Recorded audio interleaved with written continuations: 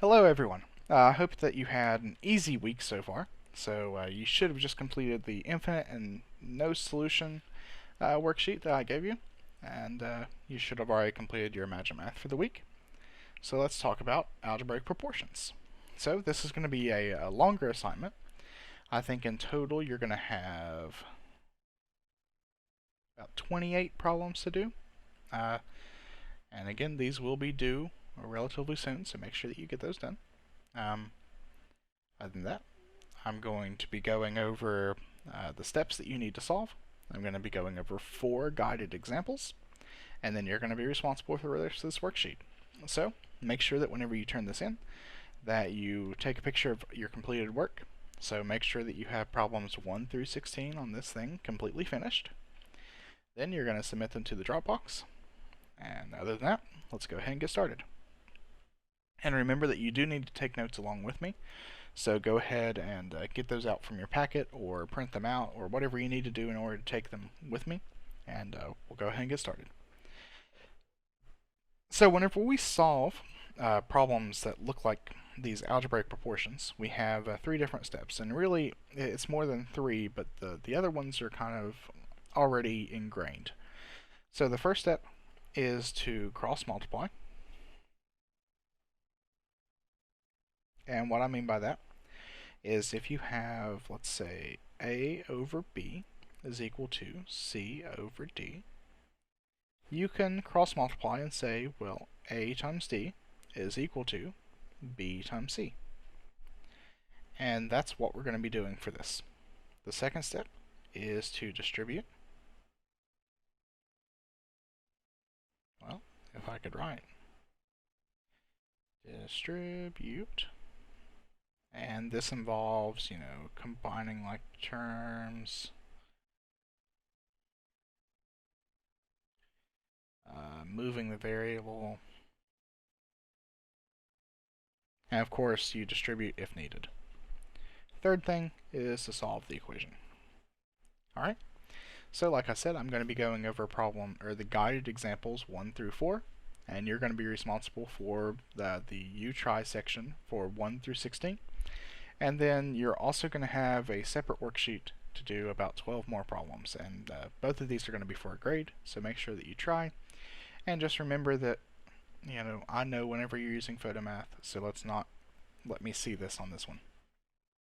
Alright, so number 1. We have 4 over 3 is equal to x over 6. So what we have to do is cross multiply first.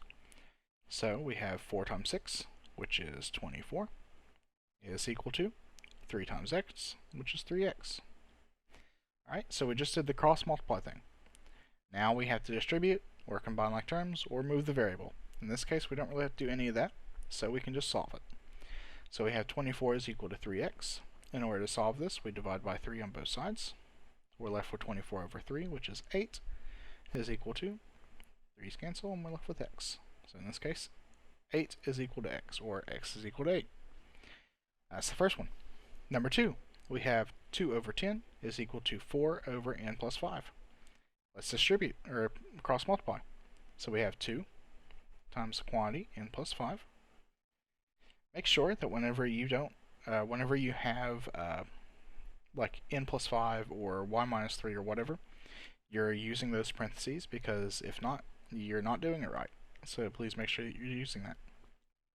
So we did 2 times n plus 5. That's equal to 10 times 4, which is 40. Alright, we have to distribute, so 2 times n, that's 2n. 2 times 5, that's 10, is equal to 40. We have to combine like terms and move the variable, but we don't have to do that for this one. So we just have to solve. We have to subtract 10 on both sides. We're left with 2n is equal to 40 minus 10, which is 30. Now we have to divide by 2 on both sides. And we're left with n is equal to 15. Alright, that's number 2. Let's take a look at number 3. So we have y minus 3 over 2 is equal to y over 5. Cross multiply. So in this case, I'm going to do 5 times y minus 3 is equal to 2 times y, or 2y. Alright, we have to distribute.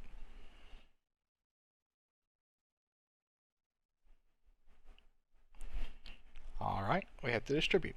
So we have 5 times y, which is 5y, and 5 times negative 3, which is negative 15, is equal to 2y. Now we have to move the variables to one side. So I'm going to move this 2y. I'm going to subtract 2y in order to do that. I'm left with 3y minus 15 is equal to 0 because these two things cancel. In order to solve this, I have 3y. I'm going to add 15 both sides. That's equal to 15. Going to divide by 3. I'm left with y is equal to 5. That's my answer for number 3. Let's move on to number 4. We have 2k minus 3 over k plus 9 is equal to 3 over 5. So let's start by cross multiplying. So we have 5 times 2k minus 3. So 5 times 2k minus 3, make sure you're using parentheses, is equal to 3 times k plus 9. So we have 3 times k plus 9. First step, distribute. So 5 times 2k, that's 10k. 5 times negative 3, that's negative 15, is equal to 3 times k, that's 3k. 3 times 9, that's 27.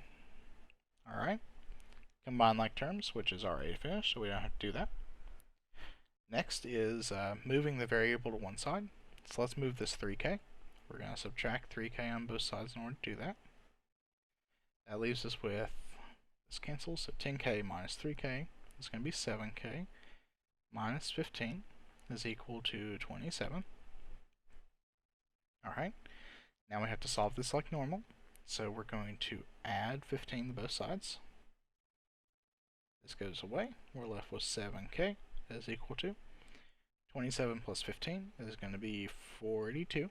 And if we divide by 7 on both sides, we have that k is equal to 42 divided by 7 is 6. And that's our answer for number 4. Again, problems 1 through 16 on this are going to be yours to complete. Remember that you need to have this completely finished before you turn it in. Take a picture of your completed work, upload it to Google Classroom. If you have any questions, make sure that you email me or text me. Do not leave a private comment. I'm not able to see that until I start grading. If you need any help, please let me know during class or message me, whatever. And remember that you're also going to have 12 more problems to finish before Friday, so make sure that you don't procrastinate with this. I hope that you have a wonderful day, and I'll see you next time.